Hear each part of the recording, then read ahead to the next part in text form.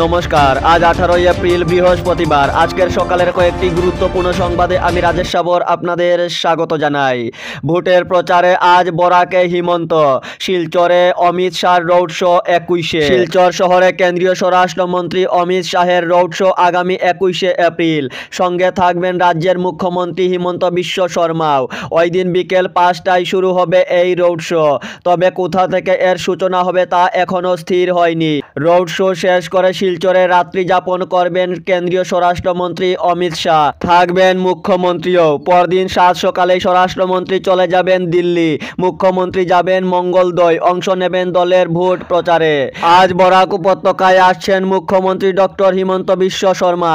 হাইলাকান্দি ও কাছাড় জেলায় 4টি বিধানসভা কেন্দ্রে ভোট প্রচারে অংশ নেবেন তিনি। প্রথমেই মুখ্যমন্ত্রী সভা রয়েছে কাটলিচড়ায় সকাল 11টায়, এরপর দক্ষিণ করিমগঞ্জে। বেলা 2টায় কাটিগড়ায় জনসভায় রয়েছে মুখ্যমন্ত্রীর অনুষ্ঠান। বিকেল 3:30টায় অংশ নেবেন উদারবন্দের জনসভায়। রাত্রি যাপন করবেন শিলচরেই।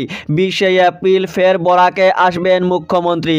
সকাল 11টা থেকে একে একে ধলাই, বড়খোলা, পাথারকান্দি এবং উত্তর করিমগঞ্জে জনসভায় অংশ নেবেন মুখ্যমন্ত্রী। বিকেলে হাইলাকান্দি শহরে রোড শো করবেন তিনি। প্রথম দফায় 5 কেন্দ্রে ভাগ্য পরীক্ষা 35 প্রার্থীর। আর মাত্র কয়েক ঘন্টা আগামীকাল সকাল 7টা থেকে শুরু হবে প্রথম দফার ভোট গ্রহণ। 19 এপ্রিল প্রথম দফার 5 কেন্দ্রে ভোটের জন্য লড়াইয়ে রয়েছেন মোট 35 জন প্রার্থী। তাদের ভাগ্য নির্ধারণ করবেন 86,47,869 জন ভোটার। সুষ্ঠু ও অবাধ ভোট গ্রহণ নিশ্চিত করতে নির্বাচন কমিশন ইতিমধ্যে যাবতীয় ব্যবস্থা নিয়েছে। আগামীকাল প্রথম দফায় কাজিরঙ্গা, শোনিতপুর, লক্ষিমপুর, ডিব্রুগড়, যোরহাট কেন্দ্রে ভোট গ্রহণ হবে। মোট প্রার্থী কাজিরঙ্গায় 10, শোনিতপুরে 11, লক্ষিমপুরে 12, ডিব্রুগড়ে 13, যোরহাটে 14। মোট ভোটার 86,47,869।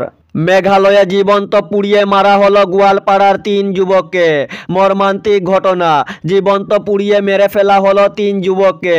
গোয়ালপাড়ার কৃষ্ণাই থানার অধীন খড়িধরার জহিদুল ইসলাম বয়স 28, মাটিয়া থানার অধীন কলেজ পাড়ার নূর আহমেদ বয়স 41 এবং বরবালু পাড়ার জমর আলী বয়স 35 নামের 3 যুবককে প্রতিবেশী রাজ্য মেঘালয়ে তালিবানি শাস্তি প্রদানের প্রথায় জীবন্ত পুড়িয়ে মারার ঘটনায় সমগ্র জেলায় তীব্র চাঞ্চল্য বিরাজ করছে।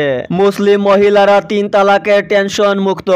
মুসলিম বহুল অসমে লোকসভা ভোটের প্রচারে এসে প্রধানমন্ত্রী নরেন্দ্র মোদীর দাবি, মুসলিম মহিলাদের 3 তালাকের টেনশন থেকে মুক্তি দেওয়া হয়েছে। এর ফলে উপকৃত হয়েছে বহু মুসলিম পরিবারও।